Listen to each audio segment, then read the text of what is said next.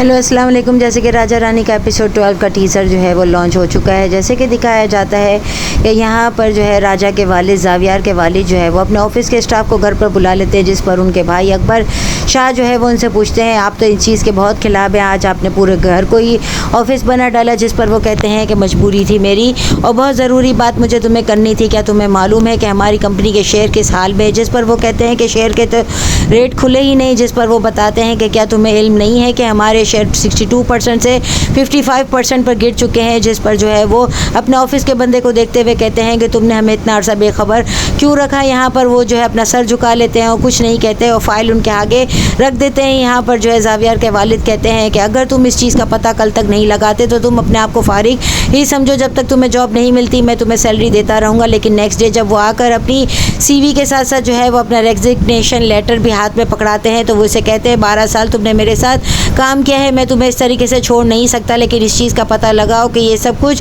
कौन कर रहा है और कौन इसमें इन्वॉल्व है। जिस पर वो कहते हैं कि मैं किसी का नाम नहीं ले सकता, लेकिन अगर आप अपने आसपास में नज़र दौड़ाएंगे तो आपको भी पता चल जाएगा। यहाँ पर जो है वो रानी के साथ ज़ावियार जो है वो खेल रहा होता है और रानी के साथ उसकी बहुत ज़्यादा दोस्ती हो जाती है। वो उसे एक सरप्राइज़ गिफ्ट भी देता है। मीरा माँ ये सब कुछ देखती है। यहाँ पर जब ज़ावियार के वालिद उसे बुलाते हैं और वो उसे कहती है कि इन दोनों में बहुत ज़्यादा दोस्ती हो गई है। जिस पर वो कहते हैं कि क्या रानी इस घर की बहू बन सकती है, वो इस घर में बहू बनकर आ सकती है। जिस पर मीरा माँ सोच में पड़ जाती है। राजा इतनी बड़ी बड़ी बातें करता है और रानी को गिफ्ट देने के साथ साथ कहता है कि मोहब्बत में कुछ गलत नहीं होता और जो मोहब्बत करते हैं वो कुछ गलत होने भी नहीं देते। यहाँ पर रानी जो है उसे कहती है तुमने बाहर इतने बड़े बड़े डायलॉग बोले, क्या तुम्हें पता भी है कि ये सब क्या होता है? जिस पर वो कहता है कि हाँ, एक लड़का और एक लड़की में ही मोहब्बत होती है, मैंने मूवी में देखा है। जिस पर रानी मुस्कुराने लगती है। वो उसे एक गिफ्ट भी देता है और उसे कहता है घर जाकर खोलना। गिफ्ट लेकर वापस लौट जाती है। यहाँ पर उसकी बहन का ऑपरेशन होने वाला था और उसकी बहन जो है खुशी के मारे अपने आप से ही शीशे में देखकर बातें कर रही होती है। उसकी माँ भी जो है वो ये देखकर बहुत ज़्यादा खुश होती है।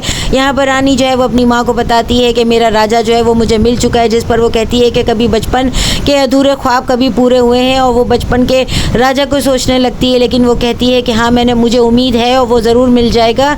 यहाँ पर रानी की दोस्त जो है जब वो उसके घर जाती है तो उसकी मंगनी हो चुकी है। उसको देखने के लिए रिश्ते वाले आए होते हैं। वो उससे अपने मंगेतर से भी मिलवाती है और यहाँ पर लैपटॉप पर जो है वो राजा से मैसेज पर बात करने लगती है। राजा अपनी तस्वीर भी भेजता है जिस पर उसकी दोस्त भी ये सब कुछ देखती है।